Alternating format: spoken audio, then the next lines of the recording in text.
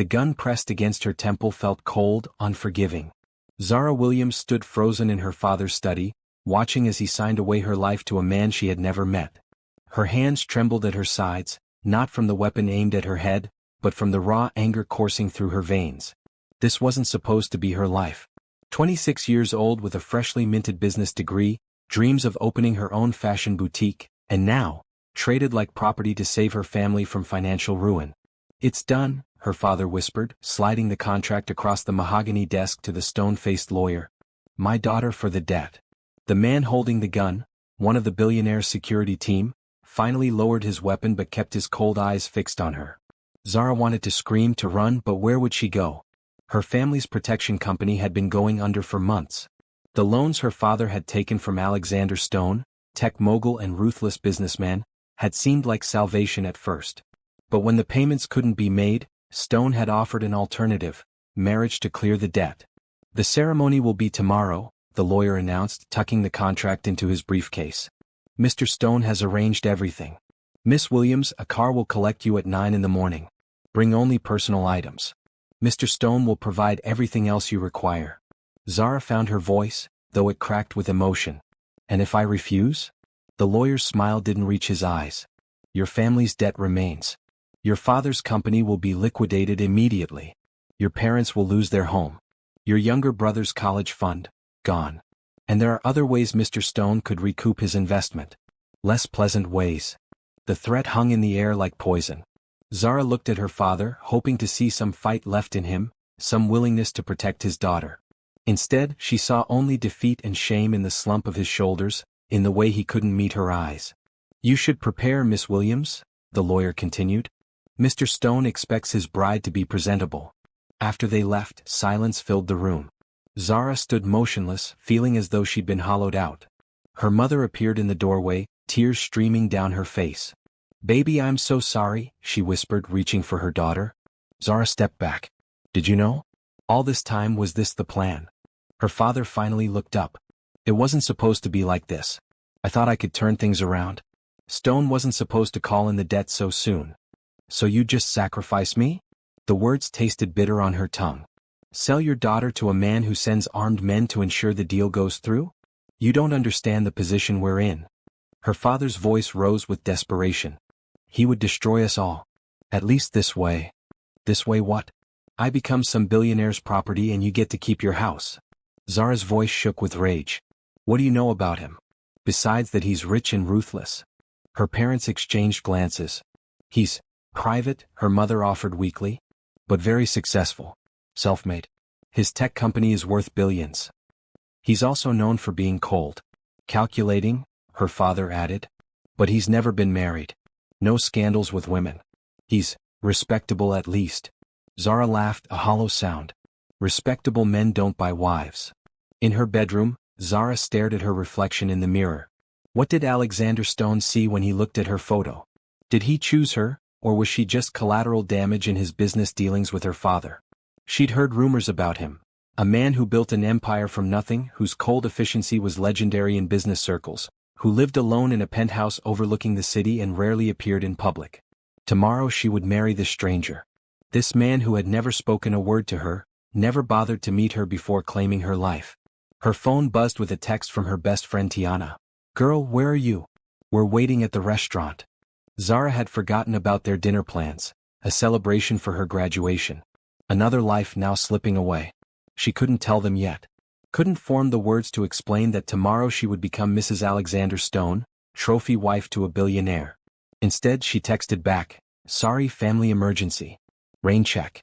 Then she began to pack. Not much, some clothes, photos, her journal. Her fingers lingered on the business plan she'd created for her boutique. Dreams on paper now worthless. She tucked it into her bag anyway. As night fell, a new text arrived from an unknown number.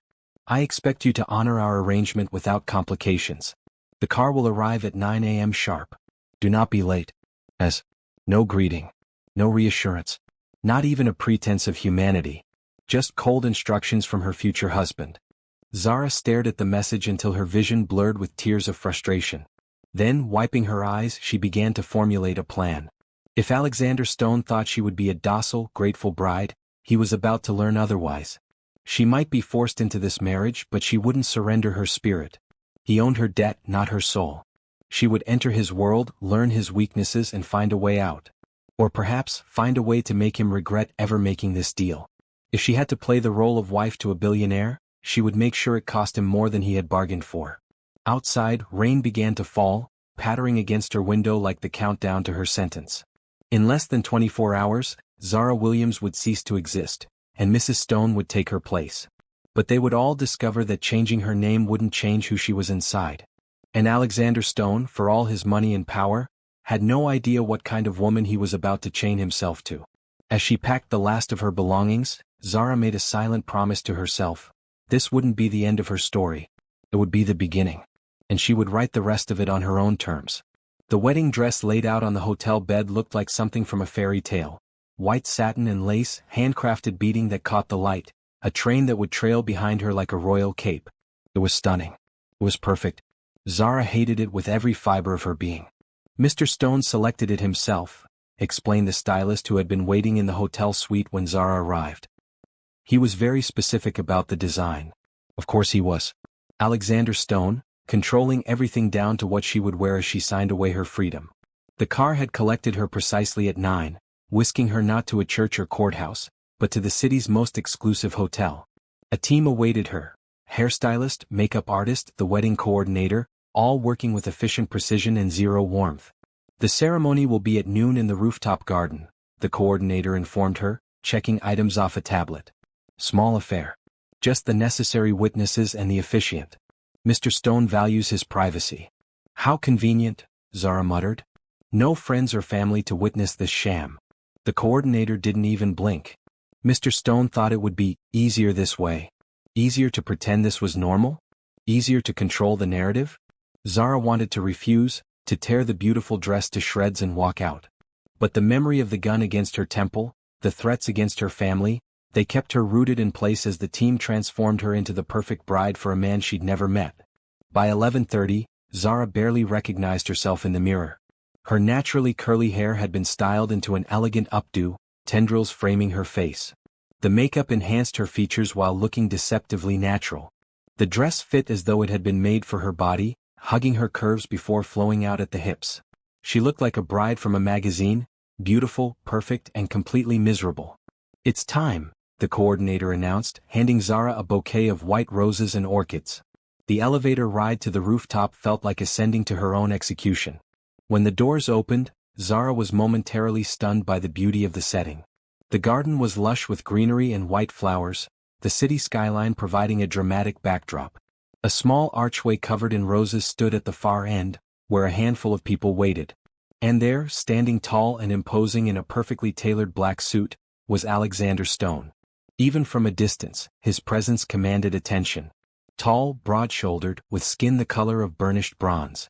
As Zara approached, each step feeling heavier than the last, she took in the details of the man who had bought her. Short-cropped black hair with a touch of silver at the temples, a strong jawline darkened with precisely trimmed stubble, and eyes so dark they appeared almost black, watching her with clinical detachment. There was no music, no procession.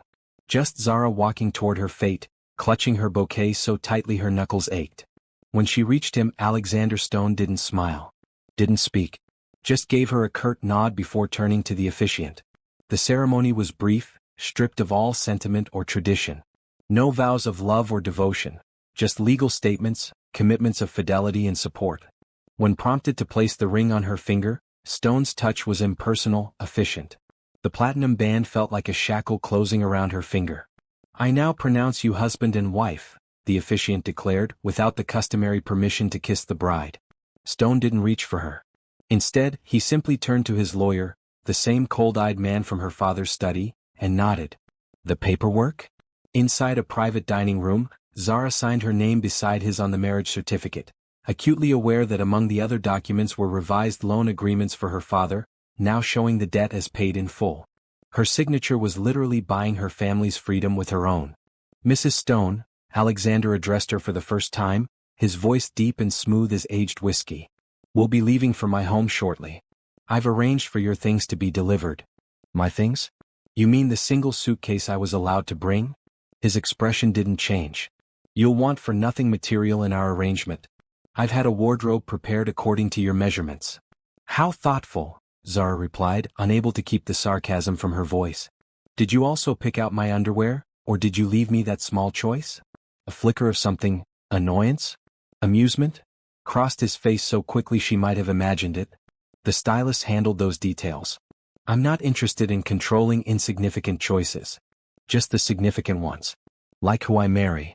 Stone's eyes narrowed slightly. Your father made that choice when he borrowed money he couldn't repay. I merely offered a solution that benefits everyone. Your family keeps their home and reputation. You gain financial security and social standing. I gain a wife for appearances. Simple business. Is that all I am? A business transaction. It's all any marriage truly is, Mrs. Stone. I'm just honest about it. He checked his watch. The car will be ready in 15 minutes. You may wish to change into something more suitable for travel. With that, he strode from the room, leaving Zara alone with her new reality and title. In the adjoining dressing room she found clothes laid out, a simple but clearly expensive black dress, designer heels, a cashmere wrap. Clothing fit for Mrs. Alexander Stone. Zara changed slowly, her mind racing through scenarios and possibilities. This man had bought her, yes, but he didn't know her. Didn't know that beneath her current compliance was a mind calculating, planning, waiting for the right moment. When she emerged, Stone was waiting, his face unreadable as he assessed her. For a moment, something like approval flickered in his eyes, but it vanished so quickly Zara thought she might have imagined it. Acceptable, he said, offering his arm with mechanical politeness. Shall we? In the elevator, surrounded by his security team, Zara finally asked the question that had been burning since this nightmare began. Why me? There are plenty of women who would willingly marry you for your money. Why force someone who clearly doesn't want this? Stone didn't look at her as he answered. Willing gold diggers come with complications and expectations. You, on the other hand, understand exactly what this is. A contract. A business arrangement. You have no illusions about love or romance clouding the terms. And what exactly are those terms? What does being your wife entail beyond wearing expensive clothes and signing my name when told? The elevator doors opened to the underground garage, where a sleek black limousine waited. Stone guided her toward it, his hand barely touching the small of her back. We'll discuss the details of our arrangement in private, he said as the driver opened the door. But rest assured, Mrs. Stone, I don't expect anything intimate from this marriage. This is about appearances, not pleasure. As the limousine pulled away from the hotel, Zara stared out the tinted window at the city passing by. She was now Mrs. Alexander Stone, wife to one of the most powerful men in the country. A man who had made it clear she was nothing more than a convenient prop in his public image. She should have felt relief at his assurance that he didn't want her body. Instead, she felt strangely insulted. Not that she wanted him to desire her, the thought of his touch made her skin crawl. But his dismissal was just another reminder that in his eyes, she wasn't even a woman. Just an asset acquired through a business deal. Well, Alexander Stone would soon learn that some assets couldn't be controlled by contracts and threats. Some assets had minds and plans of their own. The limousine curved up a long, winding driveway, passing through gates that closed automatically behind them. Zara leaned forward, getting her first glimpse of Alexander Stone's home, and her new prison. Estate was too modest a word for what spread before her.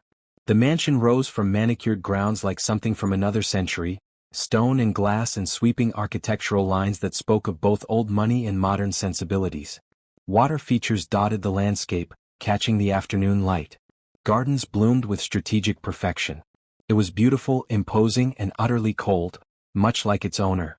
Welcome home, Mrs. Stone, Alexander said as the car stopped at the grand entrance. The words sounded rehearsed, empty of any true welcome. A small army of staff awaited them, lined up with military precision.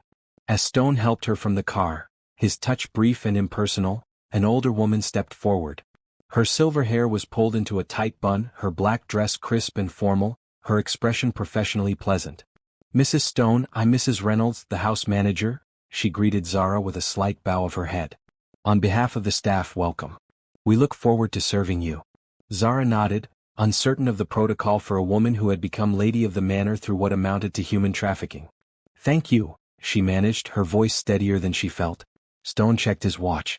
Mrs. Reynolds will show you to your rooms and acquaint you with the house. I have calls to make. We'll dine at 7. Mrs. Reynolds will ensure you're appropriately dressed. With that, he disappeared into the mansion, leaving Zara with the distinct feeling she'd just been handed off like a package delivery. Mrs. Reynolds proved to be efficient but not unkind as she led Zara through the sprawling mansion.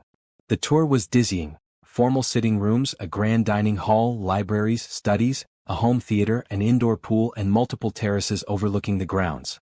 The decor was understated luxury, everything in tones of white, gray, and deep blue. Beautiful but sterile, like a museum rather than a home. "Mr. Stone entertains business associates here," Mrs. Reynolds explained as they passed yet another perfectly appointed sitting room. "Though not frequently. He values his privacy." "Does he have friends?" Zara asked, unable to imagine the cold man she'd married enjoying casual social interaction. Mrs. Reynolds' expression remained neutral. "Mr. Stone has associates. His work occupies most of his time and attention." Finally, they reached what Mrs. Reynolds called the mistress wing, on the mansion's east side. "These will be your private quarters, Mrs. Stone," she explained, opening double doors to reveal a suite that took Zara's breath away despite herself. A sitting room in soft creams and golds opened to a bedroom larger than her parents' entire first floor. Floor-to-ceiling windows overlooked the gardens and a private terrace. A bathroom of marble and gold fixtures featured a soaking tub that could fit 4 people. Beyond that, a dressing room larger than her old bedroom housed built-in wardrobes already filled with clothing, all in her size. "Your personal items have been unpacked," Mrs. Reynolds informed her, gesturing to the few mementos from Zara's life strategically placed around the rooms. Her photos on a side table, her books on a shelf, her laptop on an elegant desk. The effect was surreal, these pieces of her real life arranged in this fantasy world like props in a stage setting. "Where are Mr. Stone's rooms?" Zara asked, noting the single king-sized bed in her bedroom. "The master suite is in the west wing," Mrs. Reynolds replied without blinking. "Mr. Stone prefers separate accommodations. It's not uncommon in marriages of this nature." Marriages of this nature.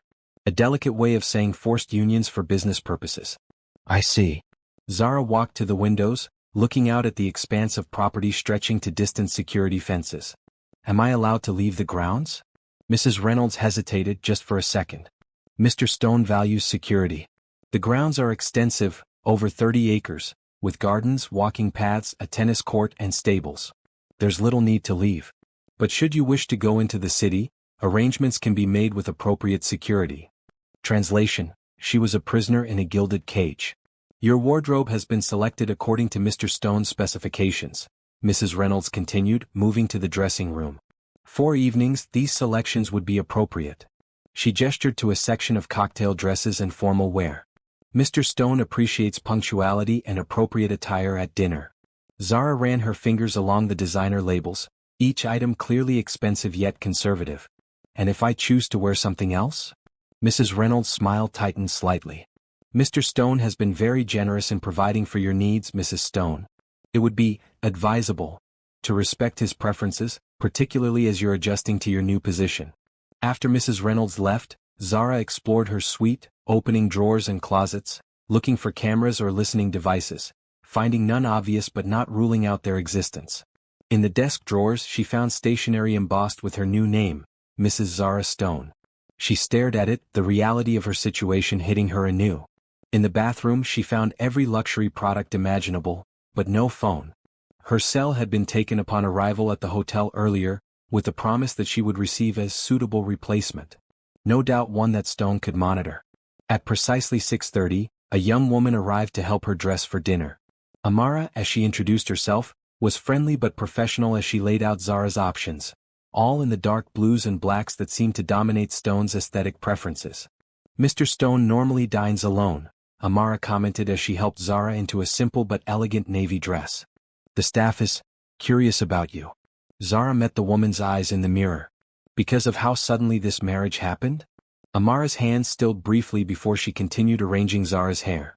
"Mr. Stone is a very private person. There have been no women here, not since I started 3 years ago. Some of us wondered if he even... well..." She blushed slightly. "And then suddenly a wife." "It was sudden for me too," Zara said, deciding honesty, or a version of it, might gain her an ally. "An arranged marriage. Old-fashioned, I know." "Oh." Understanding dawned in Amara's eyes. "That explains." "Well, I'm sure you'll find your place here, Mrs. Stone. Mr. Stone can be demanding but he's fair." At 5 minutes to 7, Zara followed another staff member through the mansion's winding hallways to the smaller of two dining rooms. Stone was already seated at the head of a table set for two, his attention on a tablet in his hand. He didn't look up when she entered, didn't acknowledge her until she was seated at his right hand. "You're punctual." "Good," he said, finally setting aside his device. His eyes scanned her appearance with the clinical assessment of someone inspecting merchandise. "The dress is suitable." "I live to please," Zara replied, unable to keep the edge from her voice. Something that might have been amusement flickered in his dark eyes. "I doubt that very much, Mrs. Stone. But as long as you live to fulfill our arrangement, your personal feelings are irrelevant." Servers appeared, silent and efficient, placing the first course before them. The meal progressed with minimal conversation. Stone asked no personal questions, showed no interest in getting to know the woman he had married.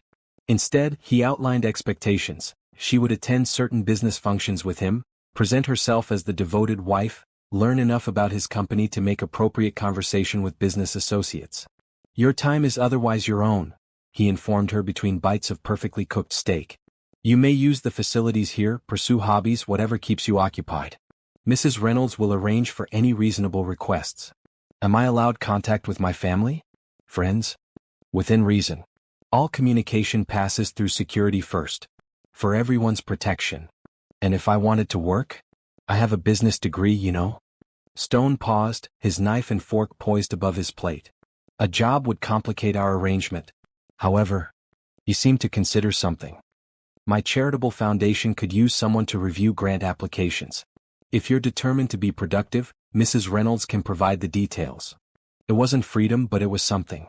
A potential opening Zara could use. As dinner concluded, Stone checked his watch. "I have calls to make. A car will collect you at 10 tomorrow morning for a fitting at Caroline's on 5th. You'll need appropriate attire for the Technological Innovation Gala next week, your first public appearance as my wife." He stood, signaling the end of their time together. But as he moved to leave, Zara couldn't resist one more question. "Mr. Stone," she called, making him pause. "How long? How long do you expect me to live this charade?" He turned, his expression unreadable in the dining room's soft lighting. "Our contract stipulates a minimum of 2 years. After that, we'll renegotiate based on circumstance." 2 years of her life. 2 years as a possession, a prop, a pretty accessory to a cold man's public image. "And if I find this arrangement intolerable?" she challenged. Stone's smile was slight and chilling. "Then I suggest you develop better acting skills, Mrs. Stone. Because the consequences of breaking our contract would be significant. For everyone involved." With that, he left her alone in the cavernous dining room, surrounded by luxury and emptiness, the weight of her new golden shackles pressing heavier than ever. For the next week, Zara barely saw her husband. Alexander Stone left the mansion before she woke and returned long after she'd retired to her suite. Their only interactions were brief, formal exchanges at dinner, which he attended only 3 times that week, sending apologies via Mrs. Reynolds on other evenings. It should have been a relief.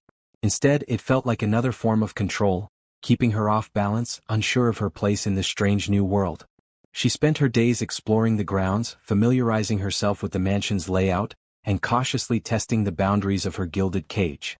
The staff maintained a polite distance, friendly but reserved, clearly uncertain how to treat this sudden addition to the household. Amara proved to be a potential ally, sharing small bits of information about Stone as she helped Zara dress each day. "He works constantly," Amara told her while arranging Zara's hair one morning. "Mrs. Reynolds says he sleeps only 4 or 5 hours a night. Sometimes he doesn't leave his office for days." "What exactly does his company do?" Zara asked, realizing she knew almost nothing about the business empire that had enabled Stone to effectively purchase her. Stone Technologies develops security systems, both digital and physical. Their newest platform is revolutionizing how companies protect their data. That's why the gala is so important. Mr. Stone is receiving an innovation award. The gala. Her debut as Mrs. Alexander Stone. Zara had spent hours at the boutique being fitted for a gown that cost more than her parents' car. A sleek, sophisticated creation in midnight blue that draped her body like liquid silk. The seamstress had fussed over every detail while Stone's personal stylist instructed her on appropriate jewelry, makeup and deportment for the event. "Remember, you're representing the Stone brand now," the stylist had reminded her repeatedly. "Elegance and restraint are key." On the night of the gala, Zara stood in her dressing room, staring at her reflection. The woman in the mirror looked like a stranger, polished, perfect, draped in luxury. Her natural curls had been styled into a sophisticated updo, her makeup enhancing her features while maintaining the restrained elegance demanded by her husband's image. A knock at the door preceded Mrs. Reynolds, who entered with a velvet box. "Mr. Stone sent these for tonight," she said, opening the lid to reveal a stunning sapphire and diamond necklace with matching earrings. "They're beautiful," Zara admitted as Mrs. Reynolds fastened the necklace around her throat. The weight of the stones felt like another form of collar, beautiful but binding. Alexander was waiting at the bottom of the grand staircase when she descended. For once, his expression showed something beyond cool detachment as his eyes traveled over her. It wasn't desire, exactly, but appreciation, the kind one might show for a particularly impressive piece of art. "You look appropriate," he said, offering his arm with mechanical courtesy. "The car is waiting." In the limousine, Stone briefed her on the evening ahead, who would be present, what topics to discuss, what to avoid. "If anyone asks about our sudden marriage, the story is simple. We met through mutual business connections, had a private courtship, and preferred a small, private ceremony." "A fairy tale romance?" Zara commented drily. Stone's mouth twitched. "Hardly. But a believable narrative for public consumption. No one needs to know the details of our arrangement." "And if they ask how we fell in love?" His dark eyes met hers, unblinking. "You were impressed by my business acumen and vision for the future. I was captivated by your intelligence and grace under pressure. Simple, plausible, and easy to remember. Not exactly the stuff of romance novels." "Romance is fiction, Mrs. Stone. Our story merely needs to be credible, not inspiring." He straightened his already perfect tie. "Remember, these people aren't friends, they're business associates, competitors, potential investors. Every interaction has purpose." The gala was held at the city's most prestigious hotel, its ballroom transformed into a futuristic wonderland with holographic displays and cutting-edge technology demonstrations at every turn. As they entered, Zara felt the weight of eyes turning toward them, curious and assessing. "Alexander Stone," murmured a woman nearby. "And that must be the mysterious new wife we've been hearing about." Stone's hand settled at the small of her back, guiding her through the crowd with practiced ease. His touch was firm but impersonal, a shepherd directing his prize sheep. As they moved through the gathering, he introduced her to a blur of faces and names, his script never varying. "My wife, Zara. My wife." Two small words that felt enormous in their falseness. For her part, Zara played her role with a precision that seemed to surprise Stone.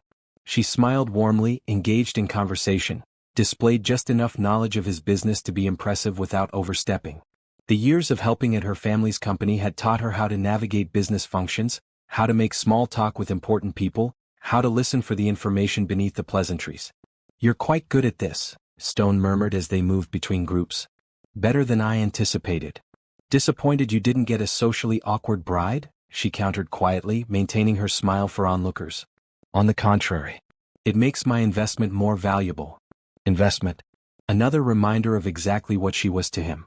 The true test came when an older couple approached, the man embracing Stone with genuine warmth, the first real emotion Zara had seen directed at her husband. "Alexander, my boy," the man exclaimed. "And this must be the lucky woman who finally captured the most eligible bachelor in technology." "Richard, Margaret, this is my wife Zara," Stone introduced them, his tone subtly warmer. "Richard was my first investor back when Stone Technologies was just an idea in a garage." "More like a basement," Richard laughed, taking Zara's hand. "My dear, you must be extraordinary to have convinced this workaholic to take time away from his empire building." Zara felt Stone tense beside her, waiting for her response. This was clearly someone important to him, someone whose opinion mattered. "I think it was more a case of right place, right time," she replied with a genuine smile.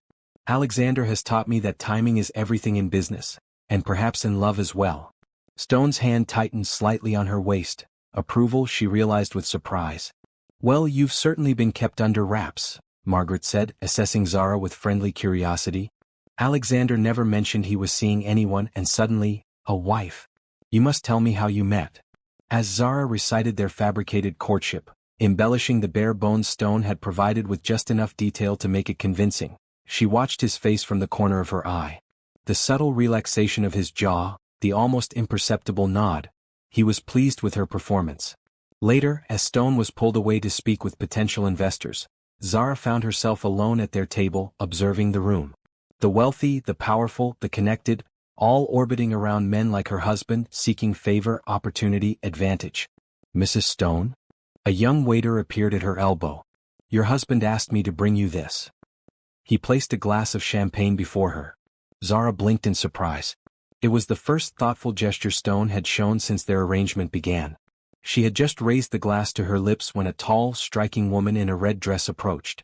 "So you're Alexander's bride," she said, sliding into the seat beside Zara uninvited. "Vanessa Mercer. I'm sure Alexander has mentioned me." He hadn't, but something in the woman's tone made Zara wary. "I'm afraid not." "It's lovely to meet you, Ms. Mercer." Vanessa's perfectly painted lips curved in a smile that didn't reach her eyes. "How interesting. Considering I was heading Stone's cybersecurity division until last month. Alexander and I were quite close." The insinuation was clear. Zara maintained her composed expression, though her mind raced. Was this woman a former lover? A business rival? Both? "Business partnerships come and go," Zara replied smoothly. "But marriage is a different kind of partnership altogether, isn't it?" Vanessa leaned closer. "Let me give you some advice, Mrs. Stone. Alexander doesn't know how to love anything except his company. Whatever he promised you to get you into his bed and on his arm, it's temporary. I've known him for years. The only lasting relationship he's capable of is with power." Before Zara could respond, Stone materialized beside them, his expression glacial as he looked at Vanessa. "I wasn't aware you were invited tonight, Vanessa." The woman stood, smoothing her dress. "Industry events are open to industry leaders, Alexander. My new position at Rival Tech qualified me for an invitation." She smiled at Zara.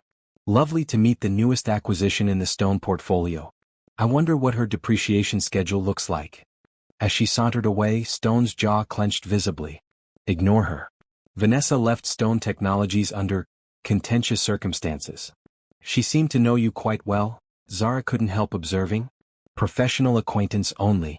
Vanessa wanted more, professionally and personally. "When I made it clear neither was happening, she took a position with my chief competitor." He offered his hand to help Zara stand. "It's time for the award presentation. Remember, all eyes will be on us." As they moved toward the stage, Zara processed this new information. Stone had enemies, people who knew him well enough to have feelings about him, even if those feelings were negative. It humanized him slightly, knowing he wasn't universally feared and obeyed. On stage, accepting his innovation award, Stone transformed. His speech was charismatic, passionate about the future of technology and security. For the first time, Zara glimpsed what might be genuine emotion as he spoke about protecting people's data, their privacy, their safety in an increasingly connected world. When he thanked her, "My wife, whose support has been invaluable," the words were empty, but his performance was flawless. To everyone watching, they appeared the perfect power couple. The ride back to the mansion was silent. Zara stared out the window at the passing city lights, conscious of Stone beside her, tapping on his phone. The evening had been exhausting, smiling until her cheeks hurt, maintaining the facade of a happily married woman while feeling like merchandise on display. "You performed well tonight," Stone said finally, not looking up from his device. Richard was impressed. "Is that all that matters? That your mentor believes our lie?" Stone set his phone down, turning to study her. "What matters is that our arrangement functions as intended. You played your part convincingly. I'm acknowledging that." "How generous of you to notice," Zara replied, fingering the sapphires at her throat. "Do I return these now, or are they part of my costume for the next performance?" Something flickered in Stone's dark eyes, annoyance perhaps or surprise at her directness. "They're yours. Consider them compensation for tonight." "I don't want compensation. I want—" Zara stopped herself, unsure what she actually wanted beyond freedom, which wasn't an option. "What? What do you want, Mrs. Stone?" For once he seemed genuinely curious. Zara met his gaze steadily. "Respect. Not gifts. Not empty compliments on my performance. Basic human respect." Stone studied her for a long moment, his expression unreadable. Then he returned to his phone. "The jewels are yours regardless. Do with them what you wish." Back at the mansion, Zara headed directly to her suite, desperate to shed the designer dress and facade of contented wife. She had just changed into a silk robe when a knock came at her door. It was Stone, still in his tuxedo but with the bow tie undone. He'd never come to her rooms before. "May I come in?" he asked, unexpectedly formal. Zara stepped back, allowing him into the sitting room. He looked out of place among her things, too large and intense for the delicate furniture and soft colors. Vanessa Mercer approached you tonight, he said without preamble. What did she say? Zara crossed her arms. Why do you care? She's just a disgruntled former employee, right? Vanessa is more than disgruntled. She's vindictive and potentially dangerous. Her new position at Rival Tech gives her resources. She told me you're incapable of love. That I'm just your newest acquisition. Zara watched his face for a reaction.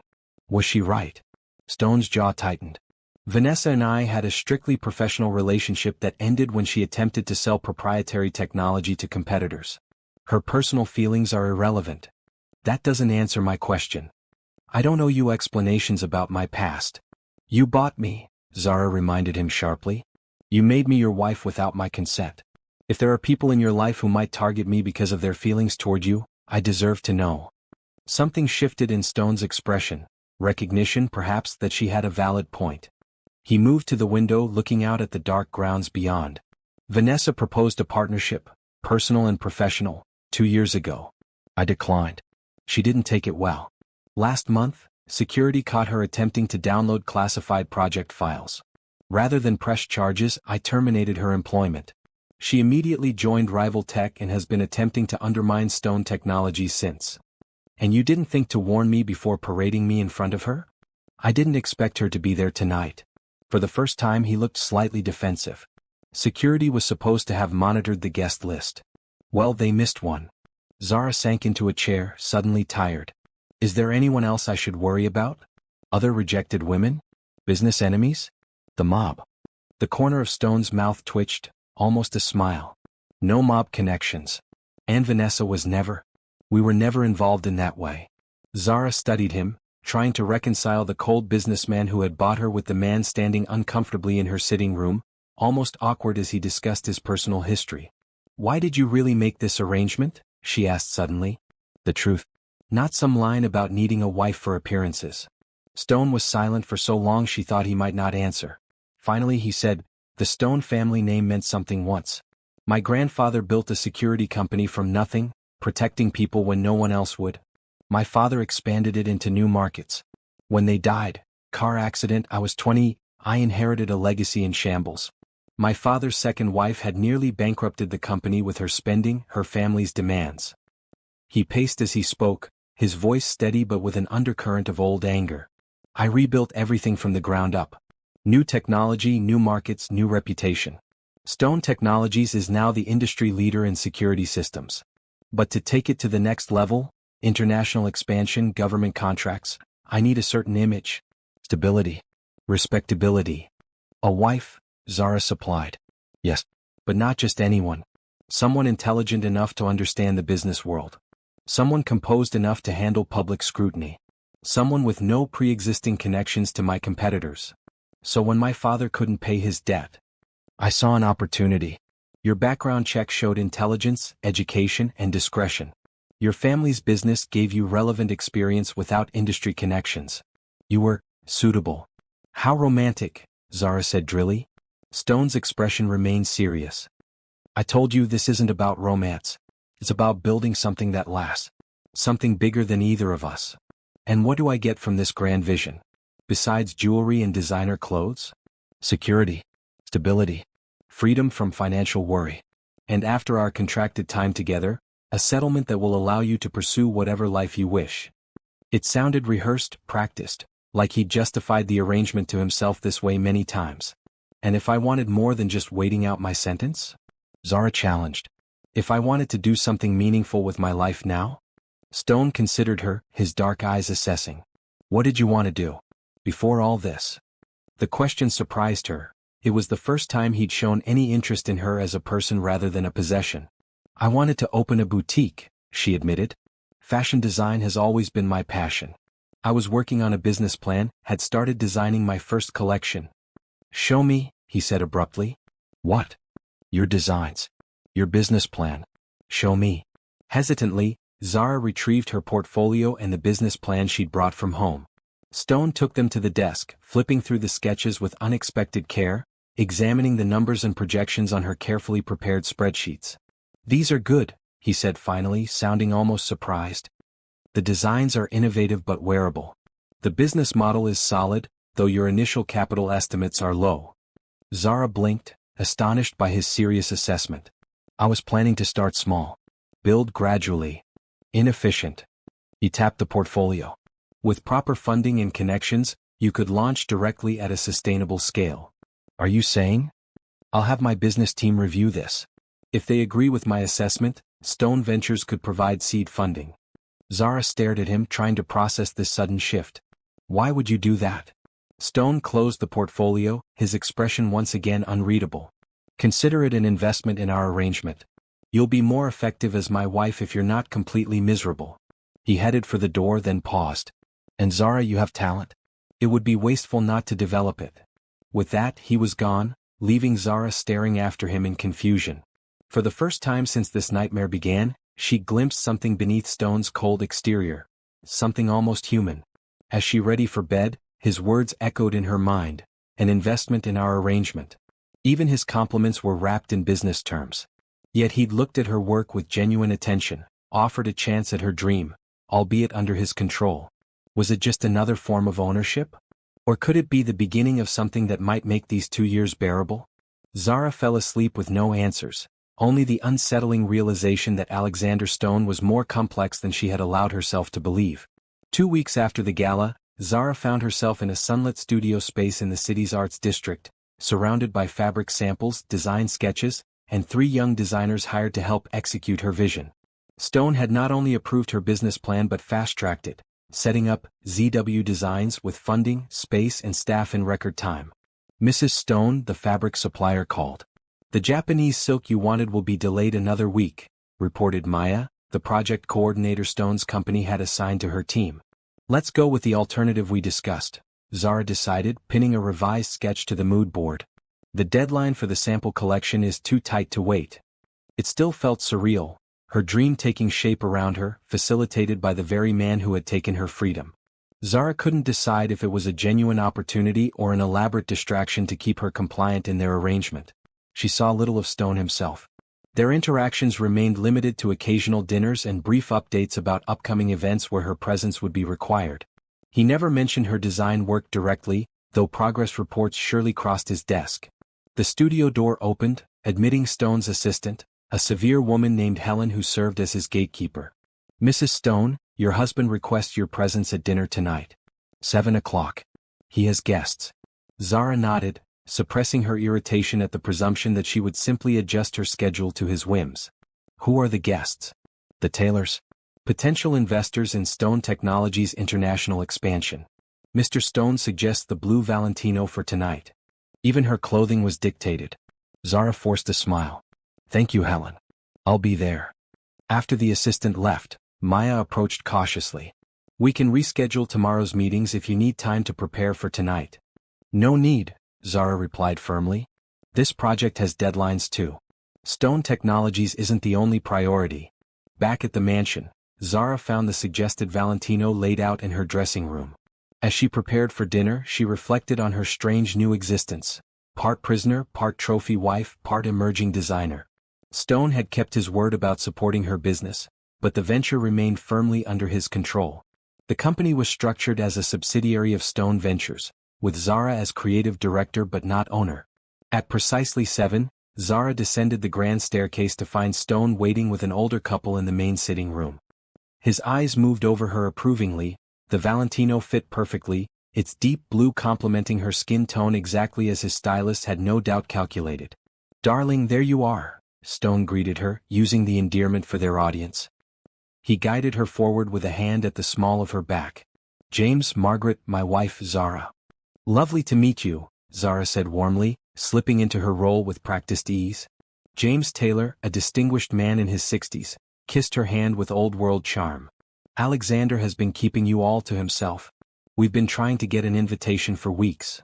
My fault entirely, Stone said smoothly, his arm sliding around Zara's waist in a possessive gesture that looked affectionate to observers. I've been selfishly guarding our time together. Newlyweds, you understand. Margaret Taylor smiled indulgently. Of course. Though I must say, you've caused quite a stir in our circles, my dear. Alexander has been the most eligible bachelor in tech for so long, many had given up hope of him ever settling down.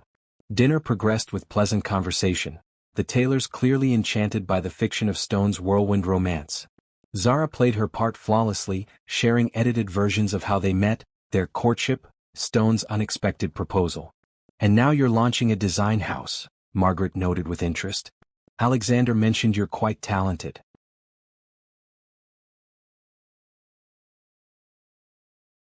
Zara nearly dropped her wine glass, startled that Stone had discussed her work. "It's a small project," she said carefully. "Still in development." "Zara is being modest," Stone interjected, surprising her further. "Her designs are innovative and commercially promising.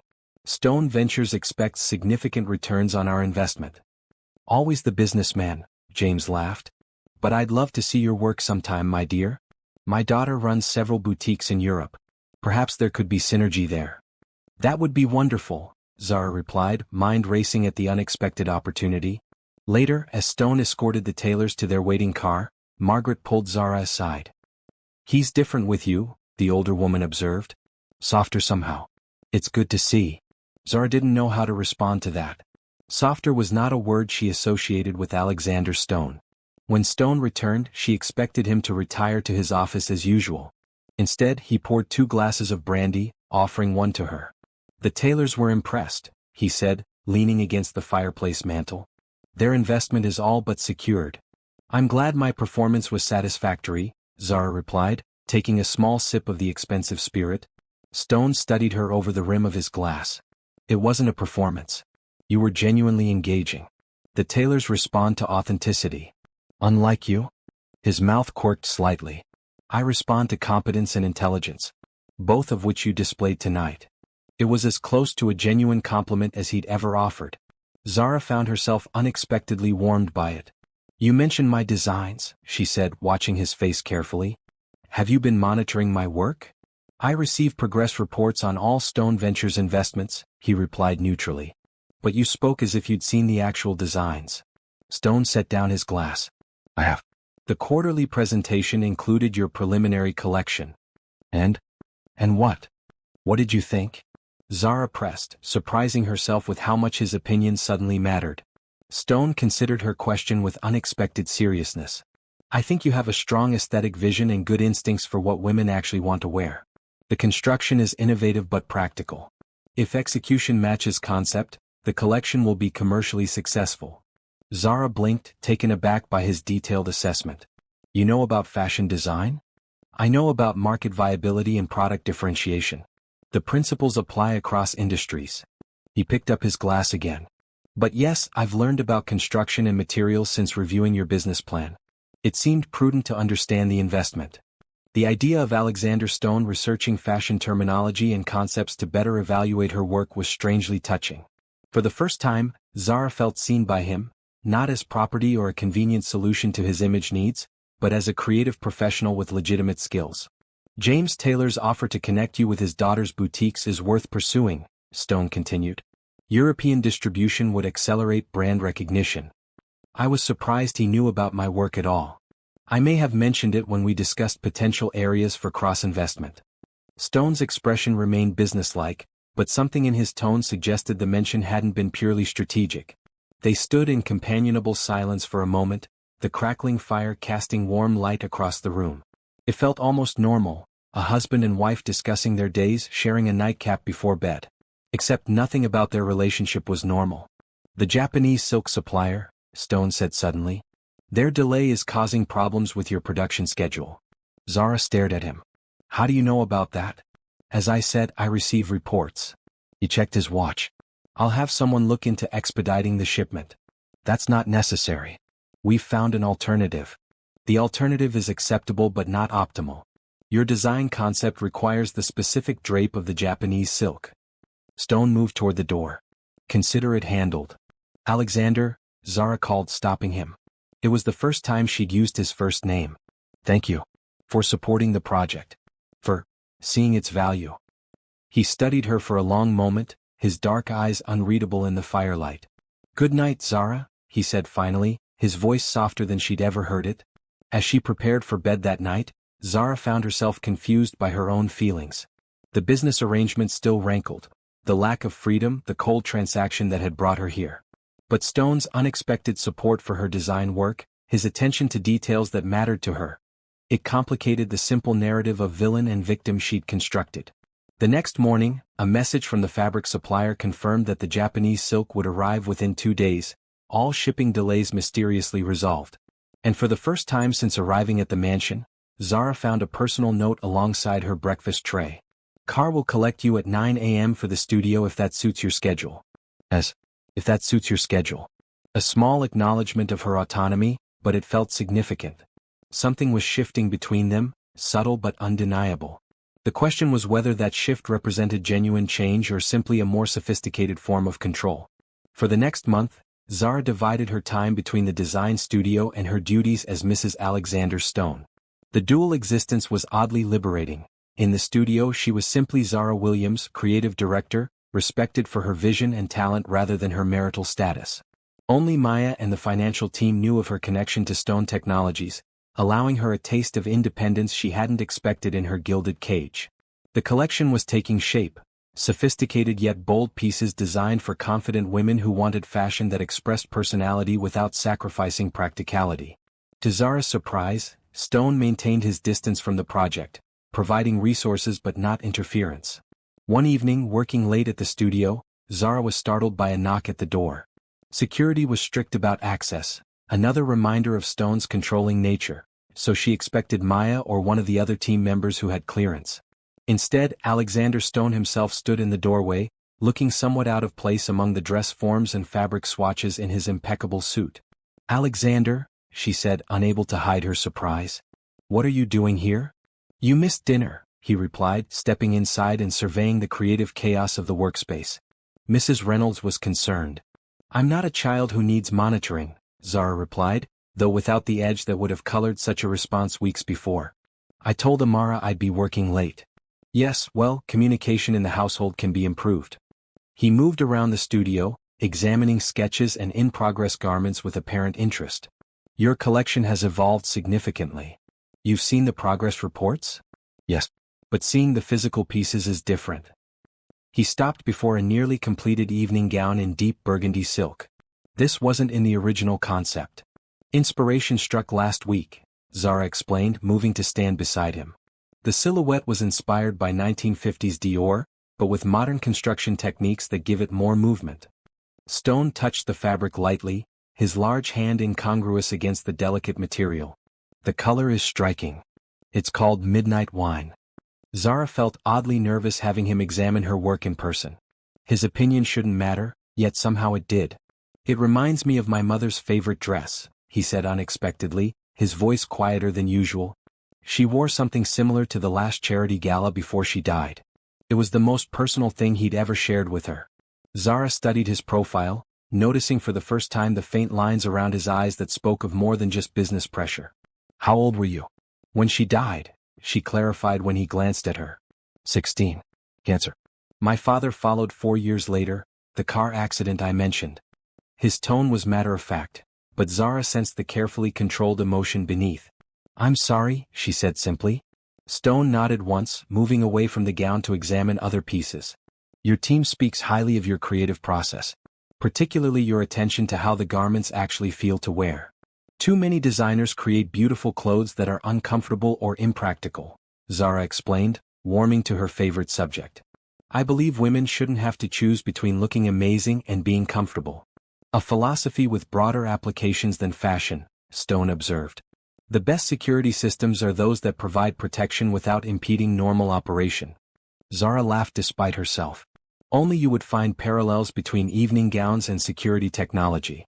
The corner of Stone's mouth lifted slightly, the closest thing to a genuine smile she'd seen from him. "Professional hazard. I see everything through the lens of systems and functionality." "Even people?" His eyes met hers, unexpectedly direct. "Especially people." Something in his gaze made Zara's pulse quicken, an awareness she hadn't allowed herself to acknowledge before. Alexander Stone was an attractive man, when he wasn't being coldly intimidating. The moment stretched between them, tense with unspoken possibilities, before Stone deliberately broke it by checking his watch. You haven't eaten, he stated. There's a restaurant nearby that stays open late. The owner owes me a favor, they'll seat us despite the hour. Zara hesitated, torn between maintaining her independence and the genuine hunger she'd been ignoring for hours. I should finish these adjustments. They'll wait until morning, Stone countered. Your team needs you functioning at optimal levels. That requires proper nutrition. She almost smiled at his clinical framing of basic human concern. Always the pragmatist. Is that acceptance? It's hunger winning over stubbornness, she admitted, setting aside her work. Let me get my coat. The restaurant was small but elegant, tucked away on a side street just blocks from the studio. The owner greeted Stone warmly, leading them to a secluded table in the back garden, strung with fairy lights that created a surprisingly romantic atmosphere. You come here often? Zara asked as they settled in. Occasionally. It's one of the few places where I'm treated as a regular customer rather than a business opportunity. Stone scanned the menu briefly before setting it aside. Raphael makes excellent decisions. I suggest we leave the selection to him. It was strange seeing Stone in this environment. More relaxed than in business settings, more personable than at the mansion. He exchanged easy conversation with the owner in fluent Italian, laughed at something the sommelier said while approving the wine. You speak Italian, Zara observed when they were alone.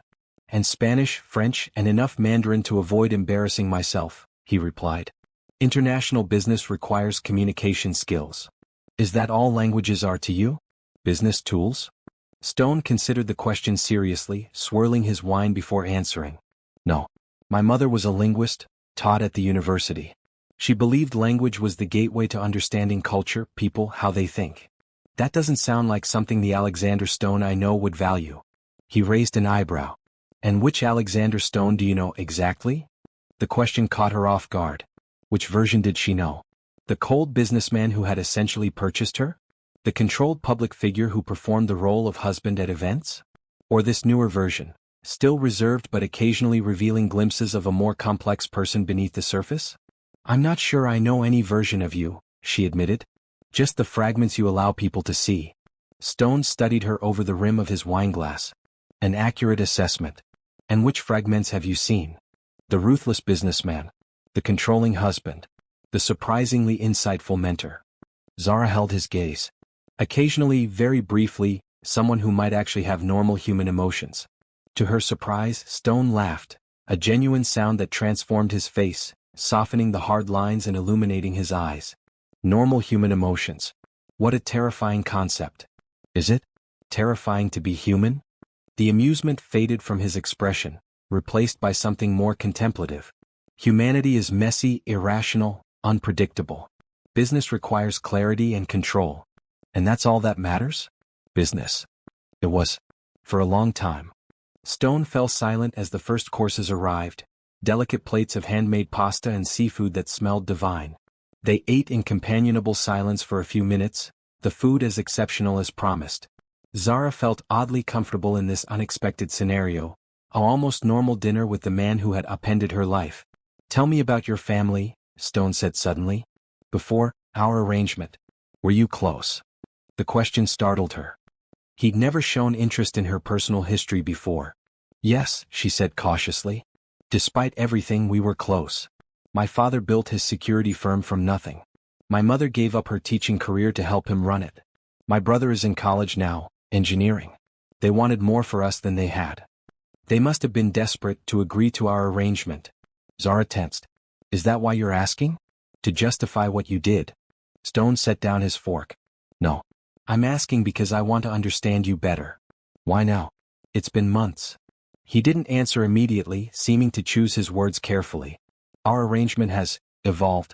You've proven to be more than I anticipated. A more valuable asset, you mean? A more complex person. Stone's dark eyes held hers. One who perhaps deserves more than our original arrangement offered. Zara's heart quickened.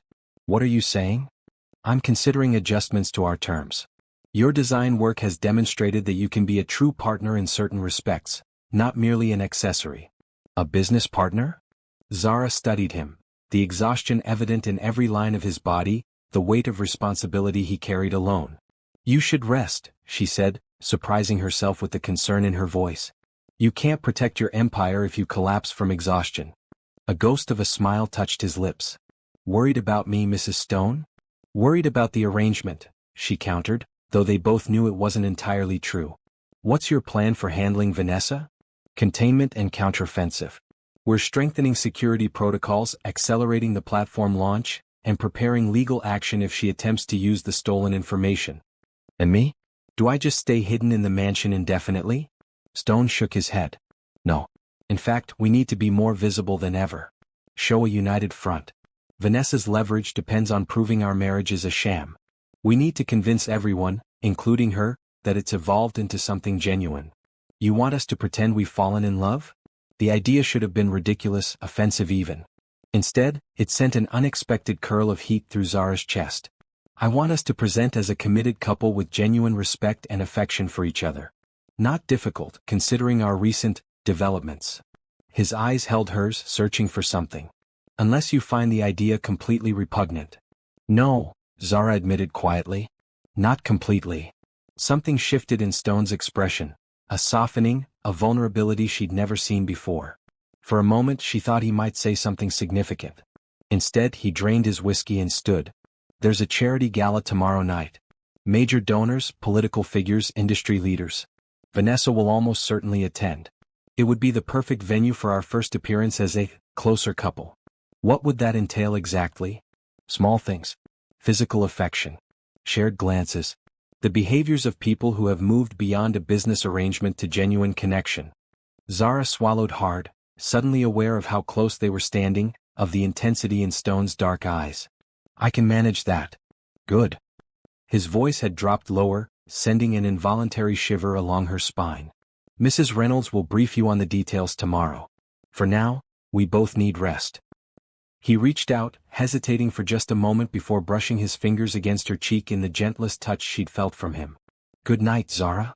Long after he left, she could still feel the warmth of his fingertips against her skin. The charity gala was held at the Natural History Museum, its grand hall transformed into an enchanted garden for the Preserving Our Planet themed event. As their limousine joined the queue of luxury vehicles, Zara felt Alexander's hand cover hers, warm and steadying. Nervous? He asked, his voice low. She was, but not for the reasons he might assume. Playing the loving wife wasn't what unsettled her. It was how easily she could imagine it becoming real. I'm fine, she assured him, though her racing heart suggested otherwise.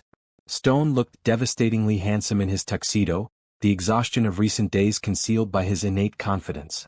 And for once, he seemed genuinely attentive to her, his eyes lingering appreciatively on the gold gown she'd selected from her own designs. Her first public appearance in one of her creations. You look beautiful, he said as the car stopped at the entrance. That color suits you. Thank you. She smiled, surprised by how natural it felt. You don't look terrible yourself. A hint of amusement touched his eyes as he helped her from the car. Unlike their previous public appearances, he kept her close, his hand resting at the small of her back as they navigated the red carpet. To onlookers, they appeared completely in sync, a powerful couple comfortable in their intimacy. Inside, Stone guided her through the crowd with practiced ease, introducing her proudly to business associates and political figures. When his hand settled on her waist or when he leaned close to speak in her ear, Zara found herself responding naturally, leaning into his touch, smiling up at him with genuine warmth. It was dangerous how easily they slipped into these roles, or perhaps they weren't roles at all anymore. Alexander Stone and his bride, came a coolly amused voice. The picture of marital bliss. Vanessa Mercer stood before them in a striking red dress, her smile sharp as a blade. Up close, Zara could see the controlled fury in the woman's eyes, the tension in her perfect posture. Vanessa, Stone acknowledged with professional politeness. I wasn't aware you supported environmental causes. I support many things, Alexander. Information freedom, for example. Her gaze shifted to Zara. How are you enjoying married life, Mrs. Stone? Everything you expected from your arrangement. The subtle emphasis on the word made its meaning clear. This was Vanessa's first move, testing whether Zara might be manipulated, might confirm what she suspected. Zara felt Alexander tense beside her but didn't hesitate. Marriage is always an arrangement of sorts, isn't it? She replied smoothly.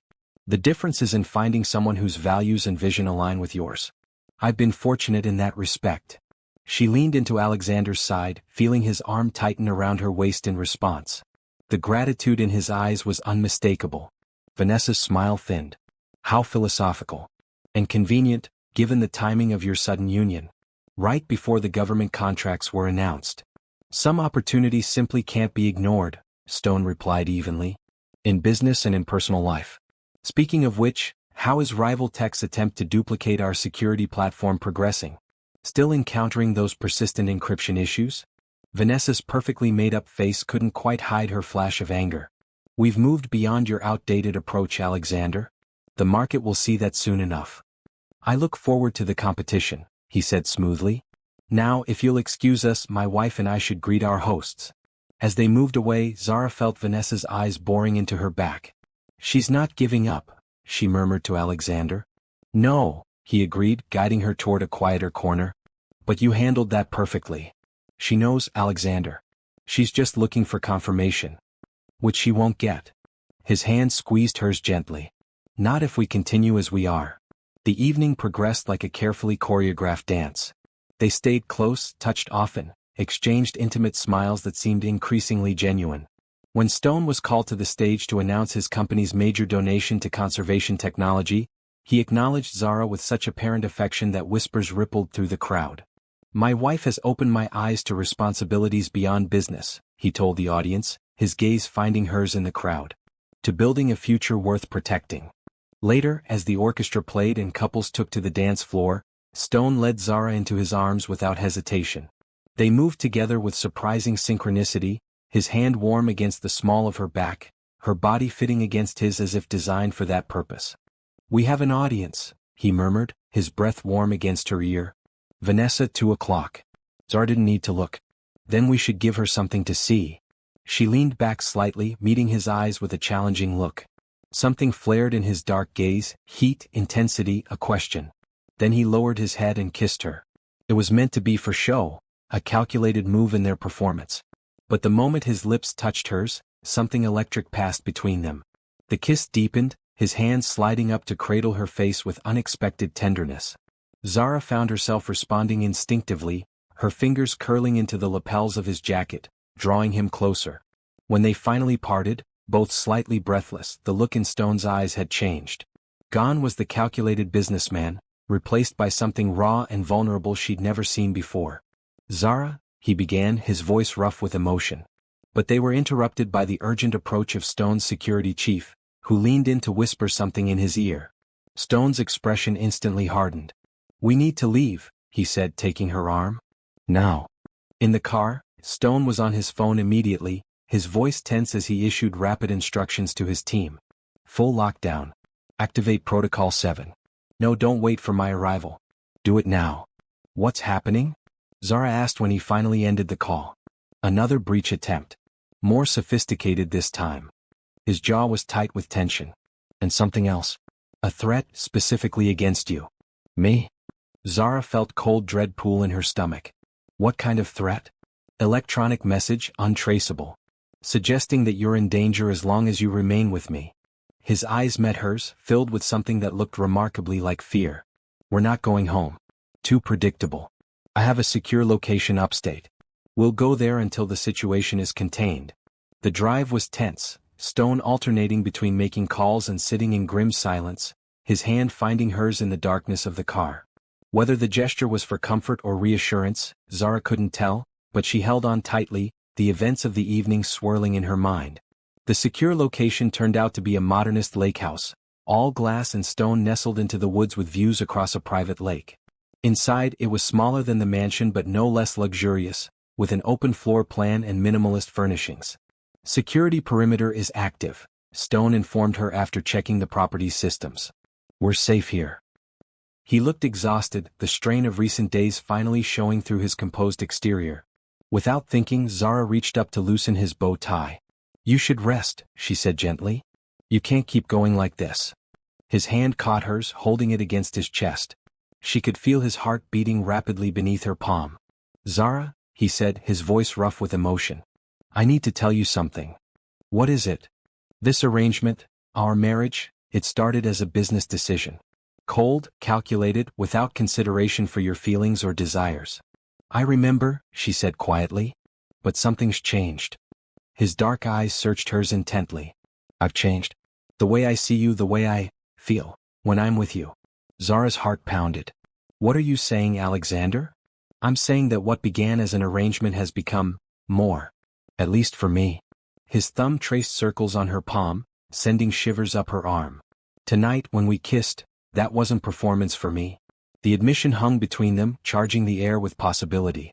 Zara searched his face, looking for signs of manipulation or strategy, finding only raw vulnerability instead. I don't expect you to reciprocate, he continued when she remained silent. I understand that the circumstances of our marriage make any genuine feeling complicated, perhaps impossible. But I needed you to know the truth. Why now? She finally asked. Because tonight made me realize that I could lose you. Not just to external threats but to the walls I've built between us. His voice dropped lower. And I don't want to lose you, Zara. Something broke open inside her, all the confusing emotions she'd been suppressing for weeks flooding to the surface. The initial hatred had gradually transformed into respect, then understanding, then something more complex she hadn't dared name. I don't want to lose you either, she admitted softly. Stone's expression transformed, hope and disbelief mingling in his eyes. Slowly, giving her every opportunity to pull away, he leaned down to kiss her. Not for show this time, not for strategy or manipulation, but with genuine feeling. This kiss was different from the one they'd shared on the dance floor. Gentler, questioning, free from performance. When they parted, something had fundamentally shifted between them. Where do we go from here? Zara whispered. I don't know, Stone admitted, the uncertainty so unlike his usual confident demeanor. But I'd like to find out. Together.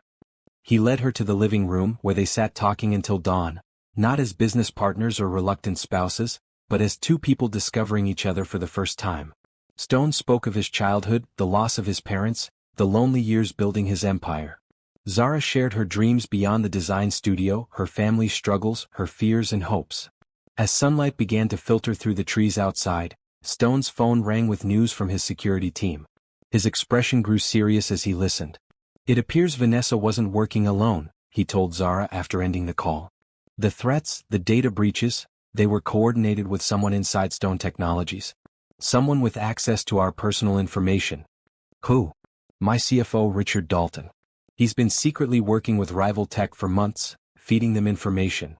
But why target me? Why make our marriage the focus? Stone sighed, running a hand through his disheveled hair. Because you're my vulnerability, Zara. The one thing I can't protect with technology or security protocols. The one thing I truly care about. The words hung in the air between them, a confession more intimate than any they'd shared through the night. We need to end this, Zara said determinedly. Not by hiding but by confronting them directly. Stone raised an eyebrow. What do you suggest? We use their assumptions against them. She leaned forward, mind racing with possibilities. They think our marriage is a sham, a business arrangement I'm trapped in. What if we show them and everyone that it's become real? How? The launch of your new security platform next week. It's already a major media event. What if we make it personal too? A public renewal of our vows, a statement about our relationship that's so genuine no one could doubt it. A renewal ceremony at a product launch? Stone looked skeptical. Is that even appropriate? It's unexpected and attention-grabbing. Perfect for countering their narrative with ours. Zara's excitement built as the plan took shape. And meanwhile your security team gathers evidence against Richard and Vanessa, ready to move once they show their hand. A slow smile spread across Stone's face, not his public mask or business expression, but something genuine and warm that transformed his features. Mrs. Stone, he said with newfound respect, you would have made an excellent strategist. I learned from the best, she replied with a smile of her own. So, is it a plan? He took her hand, bringing it to his lips in a gesture that sent warmth flooding through her. It's a plan. As they began plotting the details, Zara marveled at the strange journey that had brought her here, from unwilling bride to willing partner, from prisoner to protector of the very empire that had once seemed her cage. Whatever came next, one thing was certain. Nothing between them would ever be the same again. The Grand Plaza Hotel's ballroom hummed with anticipation. Tech industry leaders, government officials, media representatives, all gathered for the launch of Stone Technologies' revolutionary new security platform, promoted as the future of digital protection. Behind the scenes, Zara adjusted Alexander's tie, her fingers lingering against the crisp fabric of his shirt. The past week had transformed their relationship in ways neither could have predicted, each day bringing new discoveries, new connections, new understanding. "Nervous?" she asked, noting the tension in his shoulders. "About the platform?" "No. About what comes after." His dark eyes held hers. "Terrified." She smiled, straightening his collar. "The great Alexander Stone, afraid of a simple vow renewal?" "There's nothing simple about us," he replied, catching her hand and bringing it to his lips. "You know that." He was right. Their journey from forced arrangement to genuine partnership had been complicated, sometimes painful, but ultimately transformative. The man before her now was not the cold businessman who had essentially purchased her. He was someone who had learned to be vulnerable, to connect, to care about something beyond his empire. "Ready to face the lions?" she asked as they heard the announcement that the presentation would begin shortly. Stone's answer was a kiss, brief but filled with promise. "With you beside me? Always." The product launch proceeded flawlessly. Stone was in his element on stage, charismatic and commanding as he demonstrated the platform's capabilities. The audience responded with enthusiasm, particularly when he revealed the government contracts already secured for the technology. Then came the moment they'd planned. "Before we conclude," Stone announced, his voice echoing through the packed ballroom, "I'd like to take a moment for something personal." He extended his hand toward the side of the stage. "Zara, would you join me?" A murmur rippled through the crowd as Zara walked onto the stage in her gold designer gown, one of her own creations. Stone took her hand, his touch centering her as hundreds of eyes watched with curiosity. "Many of you know that I married this extraordinary woman earlier this year," he began, his voice softer than his business tone. "What you don't know is the full story of our journey." In the audience, Zara spotted Vanessa Mercer, her expression tight with suspicion. Beside her sat Richard Dalton, Stone's CFO, looking increasingly uncomfortable. "When Zara and I first met, I was focused solely on business. On building an empire. On control." Stone's gaze never left Zara's face as he spoke. "I approached our relationship the way I approached everything, as a transaction, a strategic move." Gasps and whispers spread through the audience. This was not the polished narrative they'd expected. "I was wrong," Stone continued, his voice rough with emotion. "What began as a business arrangement became something I never expected to find in this lifetime. A true partnership. A connection that transformed not just my company but me."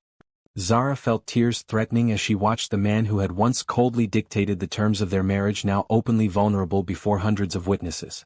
"Today, as we launch technology designed to protect what matters most, I want to reaffirm my commitment to the person who matters most to me." He produced a small box from his pocket, opening it to reveal a stunning sapphire ring, not the platinum band from their original ceremony, but something new chosen with genuine feeling. "Zara Williams Stone," he said, using her full name for the first time in public, "will you continue this journey with me, not as a business partner but as my true wife, my heart, my home?" The silence in the ballroom was absolute as everyone held their breath, waiting for her response. This wasn't in their script. They'd planned a brief, romantic gesture to solidify their image as a loving couple. Not this raw, honest declaration that laid bare the truth of their beginning while affirming the reality of what they'd become. Looking into Alexander's eyes, Zara saw not the calculating businessman who had orchestrated their original union, but a man transformed by love, a transformation she had witnessed and against all odds reciprocated. "Yes," she said simply, her voice clear and certain. "Yes, Alexander." The crowd erupted in applause as he slipped the ring onto her finger beside the original wedding band. When he kissed her, there was nothing performative about it, just the genuine connection of two people who had found each other in the most unlikely circumstances.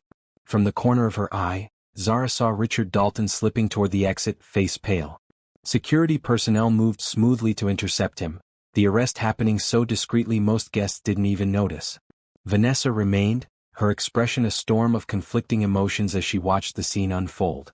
When her eyes met Zara's across the room, there was a moment of recognition, acknowledgement that whatever game she had been playing was decisively lost.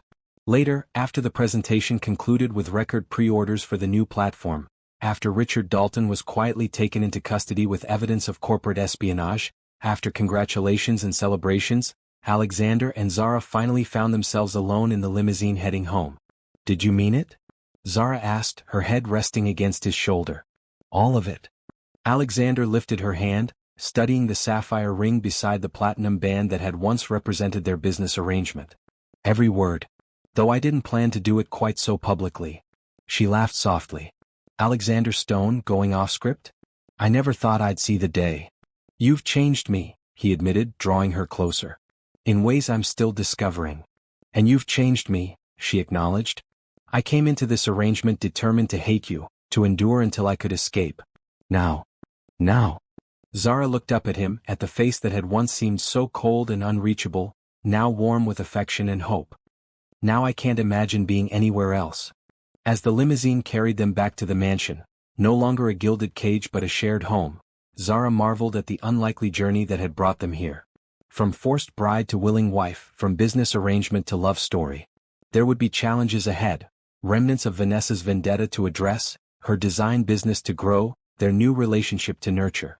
But for the first time since signing that contract in her father's study with a gun at her temple, Zara felt truly free, not despite Alexander Stone, but because of the person he had become with her.